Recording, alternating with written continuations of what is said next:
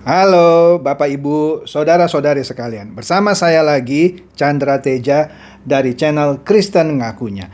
Channel yang membahas kekristenan yang murni, terbebas dari klinik dan pemahaman yang melenceng. Bagi Anda yang belum subscribe channel saya, silakan subscribe channel saya. Tekan loncengnya agar Anda dapat notifikasi setiap kali saya mengupload video-video saya. Oke, pada kesempatan kali ini saya akan melanjutkan pembahasan mengenai Kristen Persepuluhan. Ini adalah yang ke-8. Kemarin saya sisipkan mengenai persembahan buah sulung, yaitu Kristen buah sulung. Sekarang saya masuk lagi ke persembahan persepuluhan yang ke-8. Apa itu? Mengenai ayat rudal sakti Maleaki. Kenapa saya sebut ayat rudal sakti Maleaki? Karena tidak dipungkiri bahwa ayat ini di sebagian besar gereja dipakai sebagai ayat untuk menagih persembahan persepuluhan. Oke? Anda mungkin sudah paham lah maksud saya ya. Ayat yang dipakai untuk menagih. Oke lah, sebelum kita masuk itu, kita lihat dulu ini mengenai kemarahan Nabi Amos. Nah, persembahan persepuluhan hanya disebutkan 2 kali di kitab para nabi. Sekali di kitab Amos dan sekali lagi di Maleaki, ya. Di dalam 2 kejadian tersebut kita juga menemukan konfirmasi bahwa persembahan persepuluhan hanyalah diberikan kepada orang Lewi, ya, pada tahun ketiga. Kan selalu saya katakan baru diberikan pada tahun ketiga. Ini jelas sekali dan kita harus memahami bahwa persembahan persepuluhan itu hanyalah diberikan setiap 3 tahun sekali. Ya, oleh karena itu baru kita bisa memahami kemarahan pedas Nabi Amos. Kita lihat nih ayatnya ya, Amos 4 ayat 4 sampai 5. Saya baca ya. Datanglah ke Betel dan lakukanlah perbuatan jahat. Ke Gilgal dan perhebatlah perbuatan jahat. Bawalah korban sembelihanmu pada waktu pagi dan persembahan persepuluhanmu pada hari yang ketiga. Bakarlah korban syukur dari roti beragi dan maklumkanlah persembahan-persembahan sukarela. Siarkanlah itu, sebab bukankah yang demikian kamu sukai, hai orang Israel? Demikianlah firman Tuhan Allahmu. Betel dan Gilgal adalah pusat dari penyembahan berhala di kerajaan utara. Dan perhatian berlebihan orang-orang Israel terhadap Tuhan-Tuhan palsu yang sedemikian rupa membuat Tuhan menginstruksikan mereka dengan sindiran ironis dan sinistis melalui Nabi Amos. Yaitu untuk apa? Untuk memberikan persembahan persepuluhan setiap 3 hari sekali ketimbang setiap 3 tahun. Jadi jelas ya, ini terkonfirmasi di kitab Amos. Kemudian, nah kita lihat sekarang yang merupakan ayat rudal sakti Maleaki yang paling banyak dikutip dan dikhotbahkan dan untuk menagih persembahan persepuluhan, yaitu Maleaki 3 ayat 8 sampai 12. Saya bikin komplit lah Maleaki 3 ayat 8 sampai 12. Saya bacakan ya. Bolehkah manusia menipu Allah?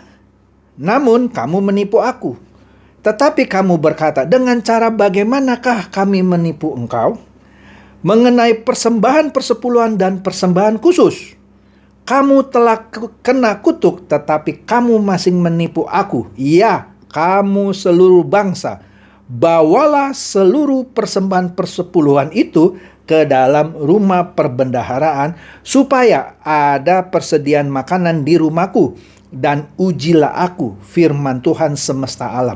Apakah aku tidak membukakan bagimu tingkap-tingkap langit dan mencurahkan berkat kepadamu sampai berkelimpahan? Aku akan menghardik bagimu belalang pelahap, supaya jangan dihabisinya hasil tanahmu, dan supaya jangan pohon anggur di padang tidak berbuah bagimu, firman Tuhan semesta alam. Maka segala bangsa akan menyebut kamu ini negeri kesukaan, firman Tuhan semesta alam. Nah, apa yang hampir selalu dikhotbahkan dan diajarkan dari ayat ini adalah bahwa Tuhan masih mengharuskan setiap orang percaya untuk memberikan 1/10 dari semua penghasilan. Ya. Dan Dia akan memberkati mereka yang melakukannya dengan melimpah dan mengutuk mereka yang tidak melakukannya. Itu yang diajarkan kan? Nah, sebelum kita melihat lebih jauh bagian yang diekspresikan secara emosional ini dan implikasinya terhadap kita. Nah, harus kita perjelas seperti apakah kutukan ini masih berlaku di zaman Perjanjian Baru. Marilah kita uji klaim yang menyatakan bahwa seluruh persembahan persepuluhan itu. Nah, gini ya. Nah, ini saya harus jelaskan pelan-pelan ya. Sudah terang benderang dari awal tulisan ini ya. Dan di ayat ini juga bahwa di dalam Perjanjian Lama sekalipun Tuhan tidak pernah menyatakan bahwa 1/10 bagian dari keseluruhan pendapatan haruslah diberikan ke gereja. Saya bukan mengajarkan untuk tidak memberi ya, dengarkan dulu. Yang harus diberikan adalah hanya tahun yang ketiga menurut hukum Taurat. Ya, ironisnya ayat-ayat dari Malaki ini justru mengkonfirmasi lebih jauh dua kegunaan dari persembahan persepuluhan itu, ya. Nah, beginilah. Kita nggak usah masuk detail, kita lihat garis besarnya saja. Nah, dikatakan di sini Israel telah menipu Allah, ya, dengan menahan persembahan persepuluhan yang harus diberikan, ya kan? Konsekuensinya, tingkap-tingkap langit tertutup. Kutuk dijatuhkan ke mereka atas hasil tanah mereka. Ya, jadi Israel harus meresponi dengan membawa kembali persembahan persepuluhannya. Persembahan itu harus dibawa ke rumah perbendaharaan di rumah Tuhan. Nah, jadi di sini kita harus lihat bahwa Malaki mengacu seluruh persembahan persepuluhan itu adalah persembahan persepuluhan di tahun yang ketiga ya. Karena tahun pertama dan tahun kedua kita sudah tahu dimakan bersama. Jadi perintahnya Malaki itu bawalah persembahan persepuluhan dan diberikan itu yang harus diberikan yang tahun ketiga. 2 tahun yang sebelumnya untuk pesta ya kan. Nah, perintah Tuhan melalui Malaki adalah untuk membawa seluruh persembahan persepuluhan ke dalam rumah perbendaharaan supaya ada persediaan makanan. Catat ya, ke dalam rumah perbendaharaan supaya ada persediaan makanan, bukan ada persediaan uang. Astaga. Satu-satunya persembahan persepuluhan yang masuk ke rumah Tuhan itu adalah persembahan persepuluhan yang dibawa oleh orang Lewi ke sana. Besok saya tuntaskan mengenai pembagian persepuluhan itu di antara orang Lewi. Jadi hanya di tahun ketiga itu yang diterima oleh orang Lewi. Nah, masalah yang paling utama dari ini semua adalah ada konteks asli yang tidak pernah diterangkan ketika mengkhotbahkan ayat-ayat kutukan ini. Saya mau tanya Anda semua, apakah Anda pernah mendengarkan khotbah yang diambil dari Malaki 1 dan Malaki 2? Saya yakin tidak pernah. Kalaupun ada, paling sekali 2 kali. Rasanya tidak pernah. Siapa yang pernah mendengarkan khotbah dari Malaki 1 dan Malaki 2? Tidak ada. Ya. Jika Malaki 1 dan Malaki 2 Anda baca dengan detail ya, tanpa dipleset-plesetkan, maka jelas yang pertama kali dikutuk Tuhan melalui Malaki, sebelum Malaki 3 ya, justru para imam Lewi yang berdosa karena mencuri dari Tuhan dan menukar binatang cacat sebagai ganti binatang sempurna yang harusnya mereka persembahkan kepada Tuhan dari persembahan persepuluhan. Kan sudah saya terangkan. Hanya binatang yang ke-10 diambil untuk persembahan persepuluhan, yang ke-20 diserahkan sebagai persepuluhan. Nah, ketika yang ke-10 diambil ada yang cacat, tetap diberikan sebagai persembahan persepuluhan. Yang ke-20 misalnya tambun. Ya, nggak peduli, langsung cabut. Ya, kalau orang mau tukar boleh, tapi yang cacat ditukar dengan yang bagus. Tapi yang tambun tidak boleh ditukar dengan yang cacat.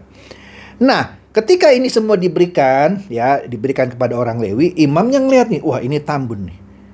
Tambun buat aku lah, buat aku makan. Tapi yang cacat aku kasih Tuhan. Nggak boleh. Nah, itu yang dilakukan oleh para imam Lewi. Ya, jadi Malaiki 1 dan 2 itu memarahi imam-imam dulu.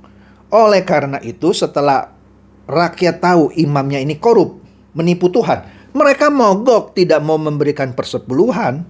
Makanya Malaiki marah, bilang kepada umat Israel, kalau kamu tidak memberikan lagi, tingkap langit aku tutup. Maksudnya apa? Tidak diturunkan hujan, mati itu tanaman, dan akan dikirim belalang pelahap, habis itu ladang. Bukannya dikirim belalang pelahap, makan saldo rekening tabungan Anda.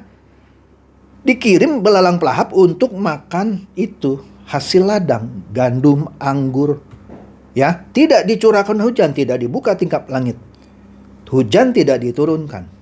Ya, bukan berarti rezeki kita dalam perjanjian baru ya, tidak dapat gaji, dapat kecelakaan. Enggak begitu, konteksnya jangan dipelintir. Oke? Nah, jadi jadi harus jelas ya. Maksudnya kemarahan Malaiki kepada umat itu didasari karena imamnya sebelumnya korup, mencuri dari Tuhan, menukar binatang yang mulus menjadi binatang cacat untuk diberikan kepada Tuhan sebagai persembahan persepuluhan mereka. Ya kan? Nah, karena kasus ini maka umat jadi mogok, tidak mau memberikan persembahan. Nah, oleh karena itu barulah Malaiki di pasal ketiga marah kepada umat. Tetapi sebelumnya Malaiki 1 dan 2 marah dulu kepada imam. Bacalah, Anda kan punya Alkitab, ya. Aduh. Jadi Anda harus ngerti ya konteksnya, ya, konteksnya. Kenapa umatnya itu dimarahi? Karena imamnya yang korup, ya.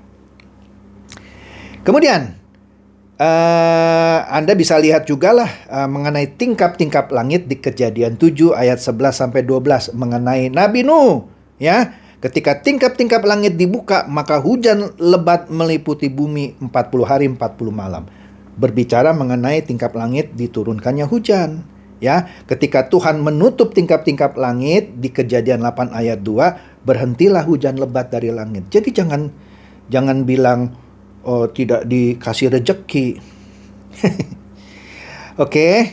Nah, jadi ayat rudal sakti Malaiki itu memang sakti banget gitu ya kalau dipakai untuk menakuti jemaat, untuk memberikan persembahan persepuluhan. Saya bukannya bilang Anda tidak perlu memberikan lagi persembahan kepada ke gereja, tetapi aturannya harus benar. Nanti saya terangkan, ini kan masih di bagian tengah, saya belum masuk ke perjanjian baru. Bagaimana sebenarnya harus memberikan persembahan yang benar kepada gereja atau untuk pekerjaan Tuhan, ya. Nah, oleh karena itu sebaiknya atau lebih bijaknya kita menyikapi mengenai persembahan ini dengan tepat dan benar, bukan dengan cara yang melenceng atau bahkan menakut-nakuti jemaat, ya.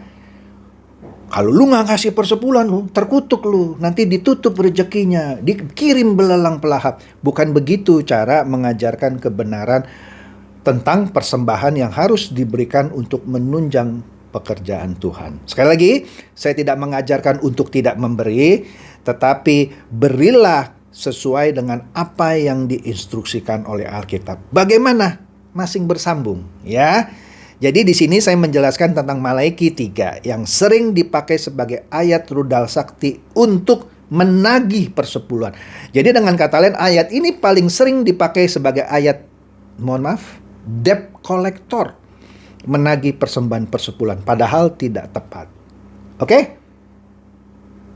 Bahasan ini akan lebih menarik nanti pada bagian ke-8, 9 dan seterusnya.